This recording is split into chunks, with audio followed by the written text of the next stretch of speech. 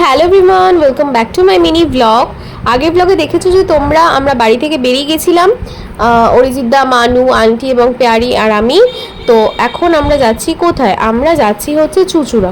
চুঁচুড়া কেন যাচ্ছি? কারণ অরিজিৎদারা কিনবে হচ্ছে সোনার গয়না অনেক, তো তাই জন্য দেখো এখানে চলে এসেছিলাম স্বর্ণদীপ জুয়েলার্সে। এখানে নামটা দেখতে পাচ্ছ। তো এখানে ভিডিও করে নেওয়া হচ্ছিল আর এভাবেই শুটিং হয়, আমি তোমাদের দেখাচ্ছিলাম। তো চলো এখন ভেতরে যাওয়া যাক। আর এখানে দেখতে পাচ্ছ অলরেডি ওরা সোনার গয়না দেখতে শুরু করে দিয়েছে।